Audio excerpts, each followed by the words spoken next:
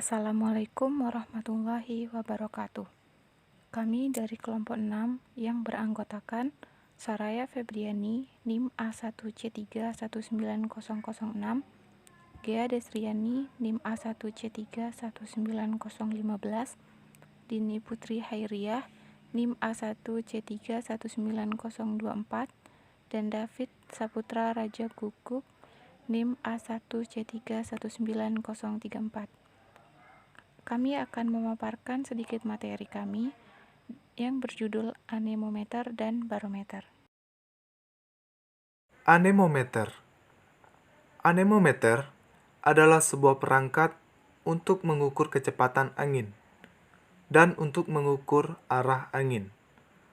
Anemometer merupakan salah satu instrumen yang sering digunakan oleh Badan Meteorologi, Klimatologi, dan Geofisika atau BMKG. Kata anemometer berasal dari bahasa Yunani, anemos, yang berarti angin. Angin merupakan udara yang bergerak ke segala arah. Angin bergerak dari suatu tempat menuju ke tempat yang lain. Anemometer ini pertama kali diperkenalkan oleh Leon Battista Alberti dari Italia pada tahun 1450. Ada 3 fungsi anemometer. Yang pertama, untuk mengukur kecepatan angin. Yang kedua, untuk memperkirakan cuaca. Yang ketiga, untuk memperkirakan kecepatan dan arah angin. Ada 3 jenis anemometer. Yang pertama, anemometer tabung bertekanan. Yang kedua, anemometer propeller. Yang ketiga, anemometer mangkok. Berdasarkan jenisnya, anemometer mangkok terbagi menjadi 2 jenis. Yang pertama, jenis anemometer berdasarkan kecepatan. Yang kedua, jenis anemometer berdasarkan tekanan. Berdasarkan kecepatan, ada 6 anemometer. Yang pertama, anemometer piala. Yang kedua, anemometer kincir angin.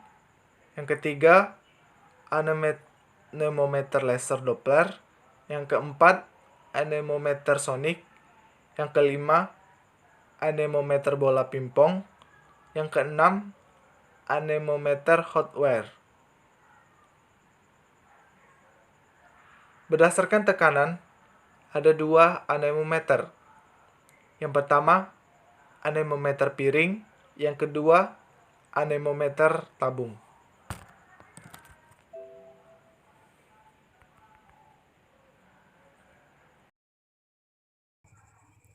Prinsip kerja anemometer.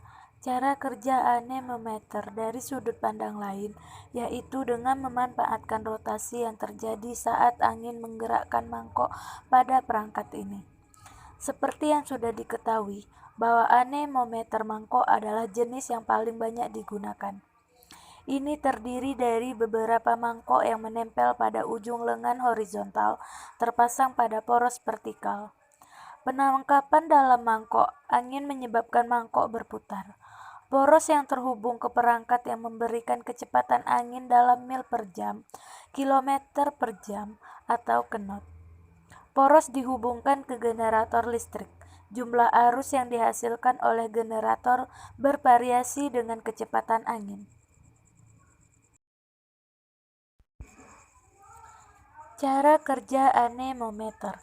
Pada saat tertiup angin, maka baling-baling atau mangkok yang terdapat pada anemometer akan bergerak sesuai dengan arah mata angin.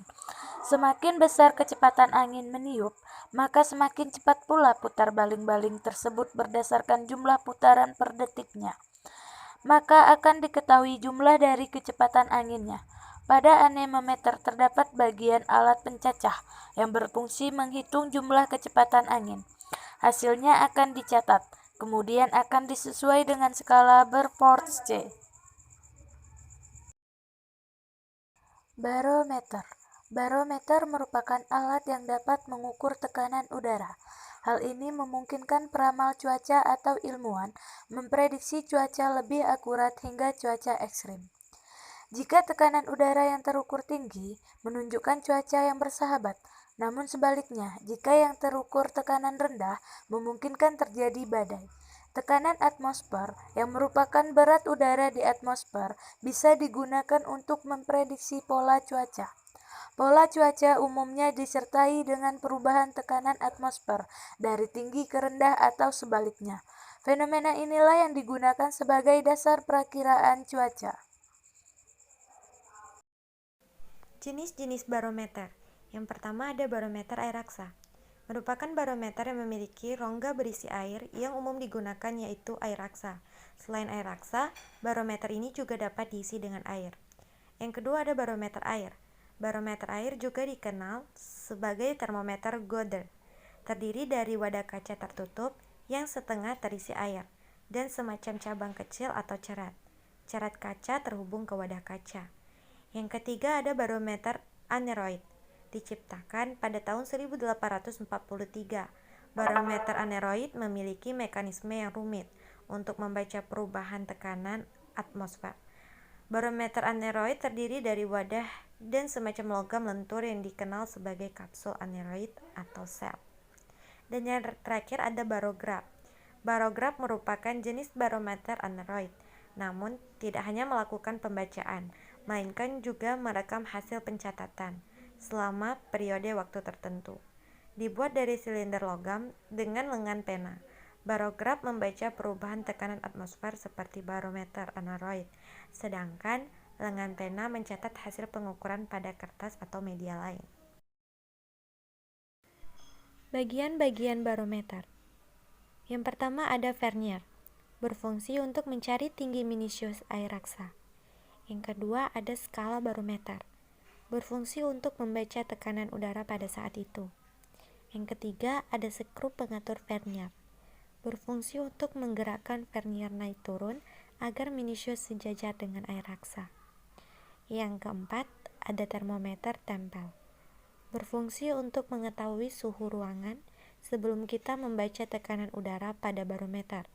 Termometer ini harus dibaca terlebih dahulu untuk menentukan koreksi pada hasil tekanan yang dibaca. Yang kelima, ada lubang udara atau ventilasi, berfungsi untuk memasukkan udara luar ke dalam barometer air raksa, sehingga barometer dapat membaca tekanan udara di sekitarnya. Yang keenam, ada bejana air raksa, berfungsi untuk menampung air raksa. Bejana tersebut terbuat dari besi dengan sebuah piringan berlubang 3 untuk mengurangi guncangan sewaktu alat di bawah. Dan yang terakhir, ada skrup operasional, berfungsi untuk mencegah air raksa agar tidak tumpah dan agar tidak berkurang volumenya. Cara kerja barometer.